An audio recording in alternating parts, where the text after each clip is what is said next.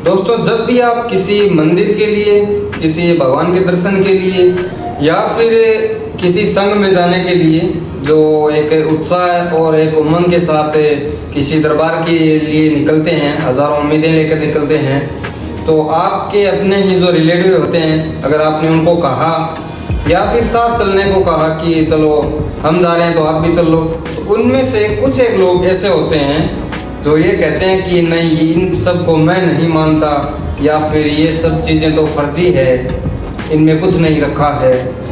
तो उनके लिए मेरी कुछ लाइन लिखी है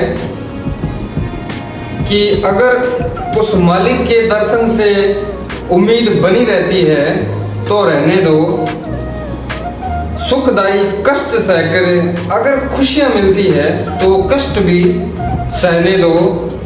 क्योंकि लगभग आपने देखा होगा कि कुछ इच्छाएं होती है, उनको पूर्ण करने के लिए और वो ऐसा कार्य करते हैं जो या तो मतलब कि हम यहाँ से वहाँ तक पैदल चले जाएंगे, या फिर लेटे लेटे जाएंगे, या फिर बिना जूतों के। तो उसी के लिए कहा है कि अगर सुखदायी कष्ट सहकर खुशियाँ मिलती है तो कष्ट भी सहने दो। यूं चलते राहगीरों को टोकना अच्छा नहीं है, वो भली भांति जानता है सब कुछ, तुम समझाओ इतना वो बच्चा नहीं है। अगर वो मालिक कुछ ना देता तो यूं भीड़ उसके दरबार ना जाती, उसके दरबार में सुकून है ये वो कभी ना बताती। क्योंकि लगभग जो भी भक्त हैं वो अगर किसी मालिक के दरबार के लिए निकलते हैं और आकर उनसे पूछो कि मतलब क्या हाल है तुम्हारा या क्या ख्याल है, कि वो सुनेंगे आपकी बात, तो कहते हैं कि बड़ा सुकून मिलता है वहाँ जाकर। तो उसी के लिए कहा है कि उसके दरबार में सुकून है ये वो कभी ना बताते।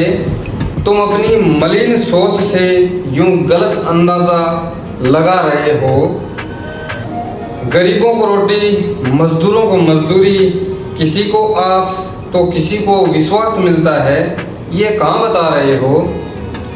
कि हाँ, जो भी लोग ये अंदाज़ा लगाते हैं कि वहाँ पर जाने में कोई फ़ायदा नहीं है, या फिर भीड़ में जाने से, या फिर वहाँ पर भीड़ होती है तो मैं नहीं जाऊँगा, ये सब फर्जी है, मैं विश्वास नहीं करता, ये सब जो भी चीज़ें हैं कि तुम सिर्फ इतना ही बता रहे हो। हमारे जाने से जो परिवर्तन होगा कि गरीबों को रोटी और मजदूरों को मजदूरी और किसी की आस तो किसी को विश्वास मिलता है, ये तुम कहाँ बता रहे हो। इन सब चीज़ों को अगर देखोगे तो तुम्हें पता चलेगा। तुम उसके दर्शन की चमक को नहीं जानते, इसी भीड़ में मालिक छुपा है ये नहीं पहचानते, कि साथ नहीं चल सकते तो किसी को टोका मत करो, मालिक का दरबार है यूँ रोका मत करो। कि अगर तुम्हें साथ चलना है तो अच्छी बात है, चलो, और नहीं चलना है तो क्यों किसी को टोकना।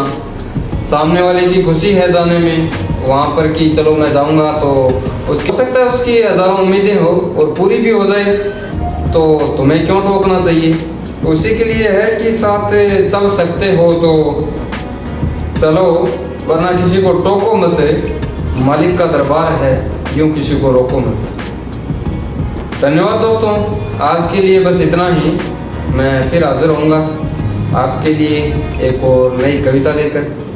अभी तक अगर आपने मेरे YouTube चैनल को सब्सक्राइब नहीं किया है तो एक लाइक, एक कमेंट, एक शेयर और एक सब्सक्राइब अवश्य करें। और अगर आप भगवान पर विश्वास करते हैं, मानते हैं उनको, तो मेरे कमेंट बॉक्स में ज़रूर बताएं। धन्यवाद।